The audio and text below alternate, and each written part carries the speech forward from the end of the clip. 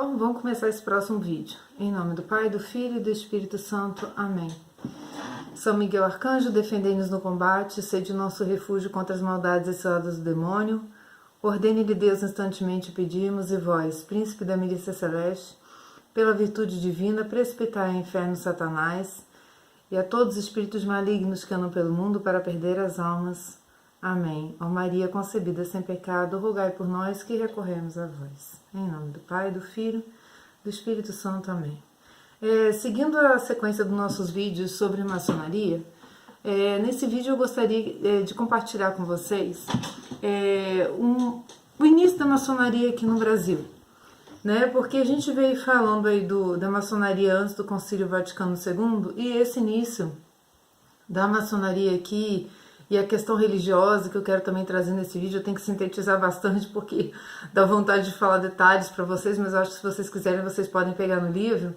Esse início ele tá muito ligado à política, né, da maçonaria aqui no Brasil. Então ela veio para ser um território de conspiração contra a própria monarquia, a própria coroa portuguesa.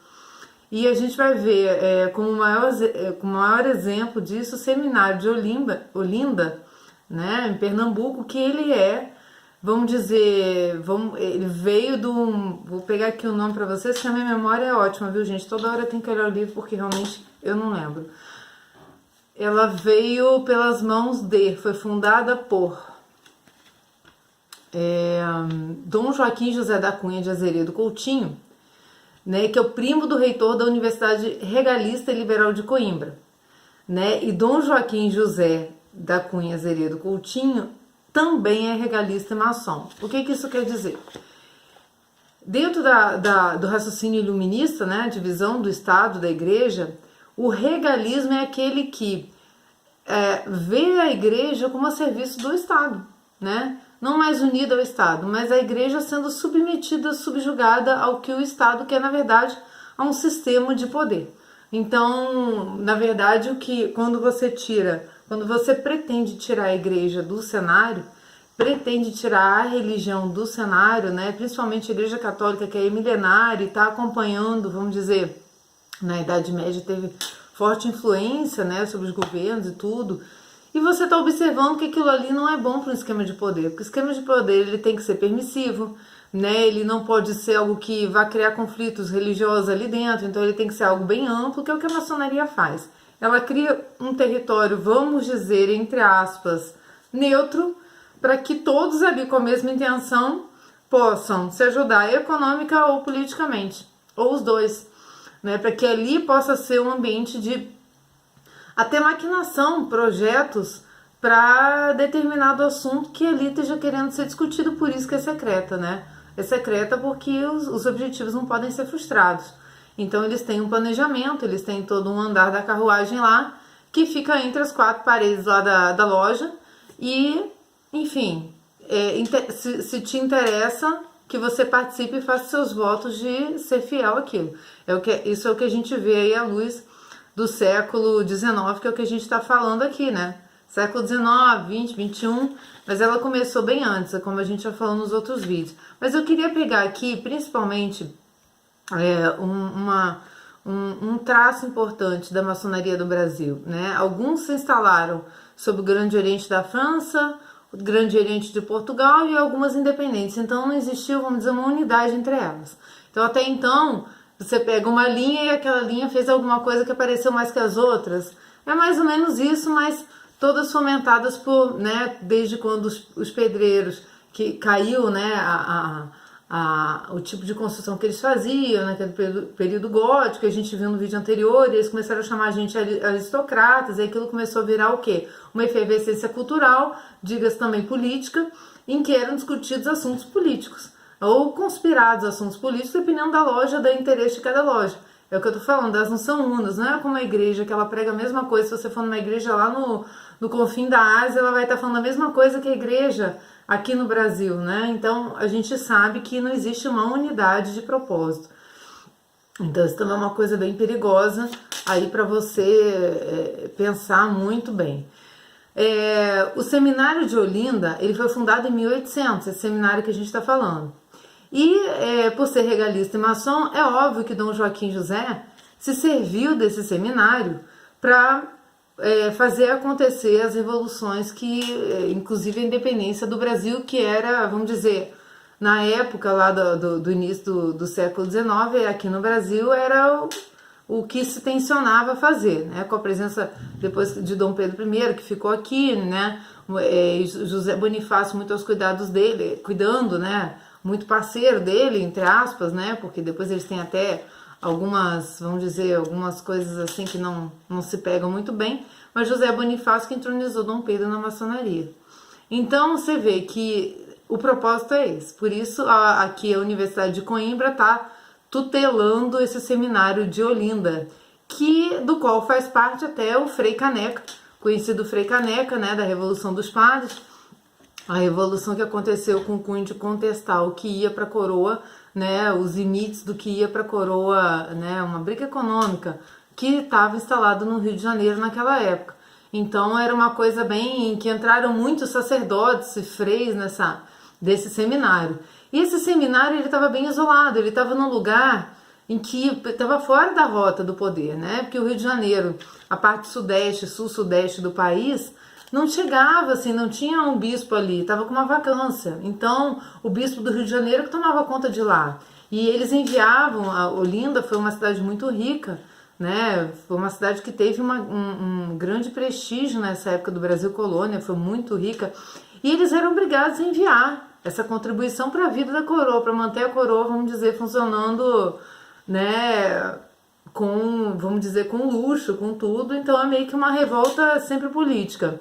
Então aqui o Dom João Evangelista comenta, né, que esse seminário acolhia indistintamente não somente os jovens destinados à carreira eclesiástica, mas todos que pediam luzes e instrução. E ele diz que, poxa, foi fundado com uma turma de 133 pessoas, sendo que desses só 33 eram seminaristas. 100 vinham de fora, eram freis carmelita, como esse Frei Caneca, né? Frei Joaquim do Amor Divino, como era conhecido, Frei Caneca. E outro também que José Maria do Sacramento Breiner, que é o padre dos couros, que numa dessas revoluções aí ele vai inclusive juntar por conta própria 100 guerrilheiros junto com ele. Então você vê que o envolvimento da maçonaria ali naquele ponto, ele estava muito ligado ao iluminismo, às ideias liberais, né? E a divisão e às vezes até o ataque da igreja contra o próprio planejamento da estrutura de poder que eles queriam para a independência do nosso país. E também ele vai citar que a Universidade de Coimbra produziu os líderes eclesiásticos das futuras revoluções políticas, mas em nada contribuiu para a evangelização do povo, justamente porque não estavam voltados para isso, né? E que essa Universidade de Coimbra também tinha um cunho que a gente chama de galicana, né? Da Revolução da França, para poder, sob o comando de Luís XIV, em 1662, ele quis dividir, vamos dizer, oficialmente, né, tirar a igreja da ingerência dos assuntos de poder. Óbvio que se você pega o regalismo, que é a autoridade do governo absolutista, abaixo da igreja, isso não serve. Então ele tem que estar acima da igreja. Então se um governante não aceita que se o Estado ele tem que estar tendo ingerência sobre a igreja, como é que o Papa vai ter ingerência sobre o Estado? Né? Então esse movimento na França aconteceu justamente para separar a igreja católica da França, que na época era Gália, por isso que esse movimento tem esse nome de galicana. Então é isso, gente, nesse cenário que vem aí a maçonaria, né, como esse ambiente propício à revolução. E as virtudes sacerdotais, então, nesse caso, nem eram o principal, porque para eles interessava a luta, até faz um comentário que eu gostaria de falar aqui, que a luta vamos dizer, pelo que eles estavam querendo, né, pela questão política, era também uma luta por uma questão espiritual. Então eles faziam uma confusão de coisas, como se o que interessasse ali fosse o material, né? Tira o transcendente, tira a importância da evangelização e cria um monte de padre guerrilheiro com intenção de servir a determinado estratégia de poder político, que é, na verdade, o que aconteceu com esse seminário de Olinda. E aí a gente vai dizer que depois de tudo isso acontecer e tal, que eu não vou me demorar muito nesse ponto, senão a gente vai tomar muito tempo, surgiu a questão religiosa, né, que a maçonaria foi se disseminando, né, essa questão maçom foi se disseminando, porque esses novos sacerdotes eram formados, assim como foi qualquer pessoa que foi para a Universidade de Coimbra foi formado dentro desses preceitos e veio, acabaram disseminando isso dentro da maçonaria, porque na verdade eram ideias subversivas para a época, né, para o estilo de governo que estava, e como eu disse, isso adentrou a igreja para uma forma até de implodir a moral da igreja, né, isso a gente vê muito também na teologia da libertação, a gente vê que tudo se cruza porque tem o mesmo autor, né? É o diabo, o divisor, aquele que cria a divisão, ou o erro, induz ao erro. Na verdade, essas pessoas que estavam achando que estavam ali dentro da igreja, não estavam dentro da igreja, elas estavam dentro de um projeto de poder. Não importa o que, né? Eles estavam no lugar errado para fazer esse tipo de coisa, né? Sob o título de serem sacerdotes ou freis, pegarem armas ou fazerem revoluções, então não é o perfil. Para isso nós estamos aqui, os leigos, né, que de certa forma temos a nossa missão política no mundo, como diz o Catecismo da Igreja Católica. Então, vamos lá. Um prelado de 27 anos chamado Dom Vital de Oliveira, ele é nomeado... Nossa, não sei o que é alguma coisa ali. Ele é nomeado bispo de Olinda, bispo de Pernambuco, né? Então ele coube, diz aqui Dom João Evangelista, que coube ele restaurar em Pernambuco, né, com o seu companheiro de lutas Dom Antônio de Macedo Costa, os males decorrentes da heresia jancênico-galicana que implantara Pombal e atuara entre nós de modo inconfundível. E isso trouxe graves crises.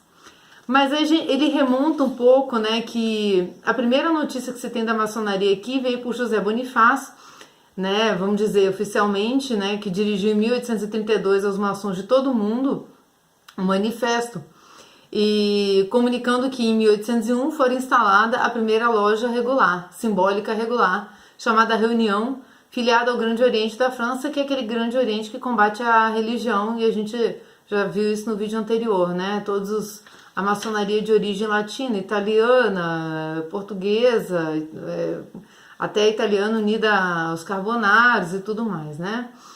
E aí foi adotado o rito moderno francês, professadamente laico e materialista, que baniu a Bíblia de suas cerimônias e não invoca o supremo arquiteto do universo, como fazia o rito escocês. Desde o início, a semente da discórdia veio reinar no seio da maçonaria brasileira, porque os portugueses souberam que veio com o Oriente francês e aí entraram em conflito e também instalaram suas lojas. Aqui tem uma guerra de loja para cá, loja para cá. E com a fundação da loja Comércio e Artes em 1815 no Rio, ela meio que solidificou, foi a que permaneceu por mais tempo. Porque em 1818, Dom João VI proibiu quaisquer sociedades secretas de qualquer denominação. Mas a campanha da independência do Brasil preservou a existência da loja Comércio e Artes, óbvio que ela foi forjada dentro da maçonaria, né? Como a gente já viu. Então, esse pensamento da independência era o pensamento que acompanhava e fomentava a existência dessas lojas, aqui, como diz Dom João Evangelista nesse livro dele. E ele diz que em 17 de junho, o novo Grande Oriente foi para o qual foi aclamado como primeiro grão-mestre José Bonifácio de Andrada,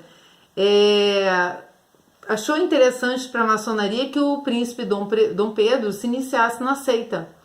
Então José Bonifácio se encarregou da missão e a maçonaria conferiu-lhe o título de defensor perpétuo do Brasil, com pseudônimo de Guatimozin, pseudônimo de Dom Pedro. Contra todas as regras, foi eleito pouco depois grão-mestre do Grande Oriente do Brasil, que desagradou José Bonifácio e fundou uma nova seita, meio maçônica e meio carbonária, olha aí, ó. O apostolado ou nobre arte dos cavaleiros de Santa Cruz, com fins políticos, que é o que a gente está falando aqui, né, que permeia tudo isso.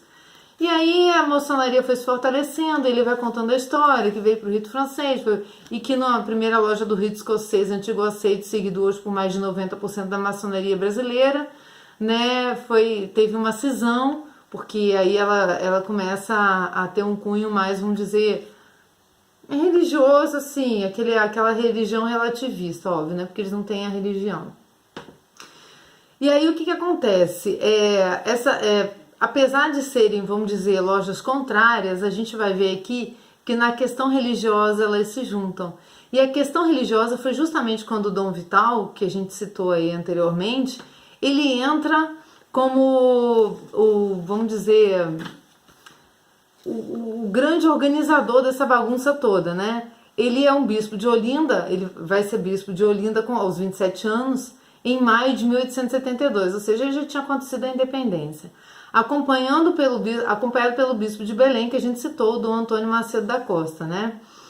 Então, a diocese de Olinda, ela teve longas vacâncias. Dom João vai explicando que isso aí causou a precária formação do clero, né, devido às ideologias do iluminismo, galicanismo e liberalismo, enraizado na igreja pela maçonaria também, e ali ficou implantado. Então, ela ameaçava dominar a igreja em Pernambuco, e Dom Vital trava uma luta muito heróica, segundo Dom João chama aqui, e foi mesmo, né, para que eles estivessem subjugados à igreja, né, que Olinda não podia ser, vamos dizer, uma igreja à parte. E aí, para testarem ele, a imprensa começou com uma provocação. Em junho de 1872, um mês depois da posse dele, ela pede para que se celebre uma missa na igreja de São Pedro, encomendada pela maçonaria para comemorar o aniversário da fundação de uma loja maçônica. Aí o bispo de Olinda disse assim, reservadamente, não fez alarde, disse assim, não se celebre cerimônia nenhuma com relação à maçonaria. Isso já obedecendo o quê? Tudo que a Roma já estava falando, tudo que o Papa já tinha, os papas anteriores já tinham falado sobre a maçonaria e que a gente viu que é a mais pura verdade aqui, né? E a imprensa, né, aí não celebrou. De novo, a imprensa maçônica pediu uma missa em 4 de julho, poucos meses depois, pela alma de um falecido maçom. Aí, de novo, o Dom Vital negou. Né? Aí a imprensa disse assim, começou a falar assim, olha, esse cara vai começar a enguiçar para o nosso lado, e começou a atacar os dogmas da Igreja Católica, começou a querer desmoralizar a Igreja Católica, com insultos ao Papa e à Mãe de Deus. Aí Dom Vital falou assim, não, aí pera lá, né? Aí já não dá, vocês já estão abusando do direito de manifestação. Em 21 de novembro de 1872, ele escreveu uma carta pastoral ao clero. E isso vamos dizer que ele não está falando com estranhos, ele está falando até com sacerdotes, né? Porque ele que está ali pastoreando aquele lugar, né? Ele é, vamos dizer, a presença apostólica de Roma ali, né? E aí ele escreveu essa carta e que não podia admitir que irmãos de irmandades religiosas se filiassem à maçonaria, né? E tentassem fazer política ali dentro das igrejas. O mais famoso foi o padre João Francisco de Azevedo, o famoso orador, inventor da máquina de escrever. Olha aí que curiosidade. Resistiu a todas as súplicas do bispo e teve de ser suspenso das ordens sacras, porque era filiado maçônico. Nazaré, o cônego nobre Pelinca, foi eleito pela maçonaria juiz da Irmandade do Santíssimo Sacramento. Aí Dom Vital transferiu ele para a freguesia de Goiânia, ou seja, ele estava ali firme e forte, né? Ele estava ali combatendo realmente a maçonaria com os atos que lhe cabiam como bispo. E aí, em 1873, né, é suspenso das ordens o padre Antônio Dias da Costa, que é vigário de Goiânia. E na mesma semana, suspende Deão Joaquim Francisco de Faria. Aí o problema maior, vamos dizer, que é o ponto de explosão dessa questão religiosa, que esse Deão é o diretor do ginásio pernambucano, um político respeitado e tinha sido vigário capitular em 2 vacâncias da diocese. É aquele problema que a gente está falando, né? Que entrava qualquer um. Um dos chefes do Partido Maçônico Liberal, olha só. Aí ele convocou então uma reunião para protestar contra o ato do bispo e os jesuítas. E depois de ouvir a palavra do Deão, a multidão dirigiu-se para o colégio, ou seja, ele incitou a atacarem o colégio Francisco Xavier, que era dos jesuítas, e que não distava muito do ginásio onde ele estava. Assim, então, vamos lá e vamos quebrar tudo, né? A gente vê muitas similitudes. Acabaram machucando 8 jesuítas nessa manifestação. Destruíram a capela e só não profanaram o altar onde estava o Santíssimo, porque um grupo de senhoras que estavam em adoração defenderam-no com os próprios corpos. Em seguida, a multidão de maçons fanáticos se dirige à redação do jornal Católico União, queima todo o material e joga as máquinas tipográficas no rio Capibaribe. A maçonaria, para mostrar sua força, publicou a verdade, nomes dos maçons que eram ao mesmo tempo sacerdotes ou membros das irmandades e confrarias religiosas, e alguns nelas empregados como juízes, tesoureiros, secretários, etc.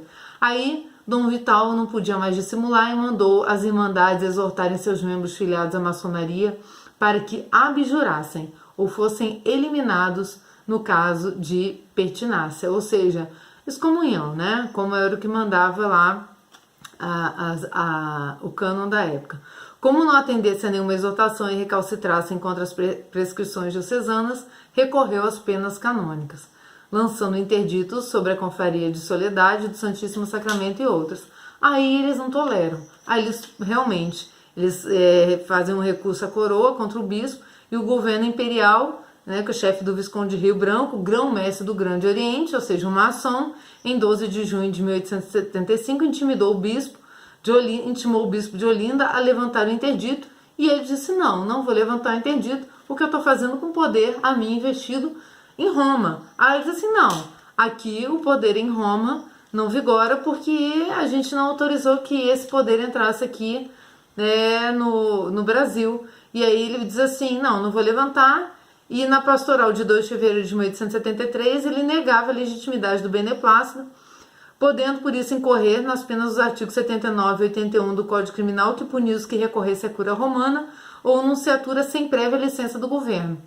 Aí o bispo de Olinda foi preso e recolhido no arsenal da Marinha de Recife em 2 de janeiro de 1874. Ou seja, falaram assim, vamos tirar ele de linha, vamos prender ele. Bom, aí acontece o que a gente esperava, né? Duas pessoas até vão defendê-lo, dentre elas o senador Cândido Mendes de Almeida, né? Vão defender o bispo. E apesar da defesa dele ser considerada irrefragável, a condenação de Dom Vital já está de antemão predeterminada, porque ele estava indo contra o interesse político da época, né? O interesse maçom correspondia ao interesse político.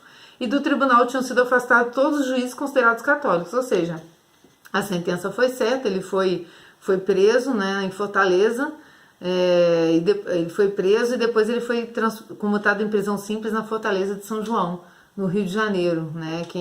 Quem conhece o Forte de São João, ele foi preso em 12 de março. Então, prevendo os acontecimentos, o bispo já tinha nomeado 3 e realmente, como ele previu, os 3 foram presos, né? E aí, vamos pular um pouco aqui, que Rio Branco confidenciou com Dom Pedro II, né, que as ordens, a deportação dos jesuítas, né, para que eles fossem eliminados também daquele território, e assim foi feito. E aí começou a haver um rebuliço, porque o bispo de Belém, que é o Dom Macedo Costa, que foi parceiro de Dom Vital nisso, também foi acusado pelos mesmos crimes e também prenderam o Dom Macedo. E a reação pública veio. Aí começa o caldo a entornar, né? Porque aí começa a ver, prende um bispo, prende o outro, quer dizer, isso é o quê? Né? A igreja sempre teve na fundação do Brasil. Os portugueses vieram, os jesuítas vieram também, tiveram catequizando o povo. Então aí que está a importância que a gente vê da evangelização, né? De mostrar a verdade. E aí eles falam assim, não, a coisa está ficando feia. Aí caiu o Ministério do Rio Branco, né? Que foi quem deu origem a essa retaliação toda. E aí o imperador teve que escolher o Duque de Caxias para chefiar o gabinete. E Duque de Caxias também era maçom, mas o maçom, vamos dizer que ele coloca aqui como um maçom menos sectário e mais objetivista. Foi a expressão que Dom João Evangelista usou no livro dele. Aí o Caxias disse assim, olha, eu aceito, né? Eu aceito contanto que vocês concedam anistia para esses 2 bispos, que eu não quero essa bagunça aqui no Brasil, essa confusão que vocês estão fazendo aí, não. E vamos parar com esse negócio que a coisa vai ficar feia pro nosso lado, que o povo vai começar a se revoltar de verdade. Anistiou eles, terminou a questão religiosa em 17 de setembro de 1875 e que durou 3 anos, né? Causando esses problemas aqui no país. E quem saiu vitorioso, diz Dom João, dessa dolorosa questão foi a igreja, forçando o governo a recuar, deixou o Estado regalista desmoralizado e a maçonaria completamente abalada em seu prestígio. A gente vê, né, que na prática dividir governo e Estado é uma coisa difícil, governo e religião é uma coisa difícil, ainda mais quando a população é religiosa. né? A gente vê isso até no nosso país recentemente na política, os combates que têm acontecido, né? Realmente é um combate espiritual em que existem os que estão do lado do mal, os que estão do lado do bem, assim como o Leão 13 vai dizer nesse encíclica que a gente vai ver na Humano Genus, ele começa dizendo isso, que existe uma divisão da humanidade, aqueles que querem criar a cidade de Deus e aqueles que querem criar a cidade dos homens. E essa divisão, esses problemas, gente, que estão acontecendo na igreja hoje, vão acontecer para sempre, aconteceram antes e vão acontecer para sempre, né? Os ataques da imprensa maçônica continuaram, mas o clero, né, já saiu depurado e purificado de toda essa situação. Então, esse vídeo foi só para elencar um exemplo do que aconteceu aqui, retratado pelos historiadores consultados por Dom João Evangelista, e que mostram, gente, que existe, vamos dizer, existe um objetivo por trás da maçonaria. A maçonaria não é uma coisa totalmente independente, homens bons que se juntam para discutir literatura, não sei o quê. Então, assim, a gente tem que compreender a história, o passado das coisas. Por que os papas anteriores condenavam tanto, né? Porque, na verdade, a igreja atrapalha muitos projetos de poder em que Cristo não é o centro. Tá? Vamos continuar refletindo. Na próxima aí a gente já consegue pular para depois do Concílio Vaticano II e tem mais algumas atualizações para a gente fazer sobre esse tema. Tá bom? É isso aí.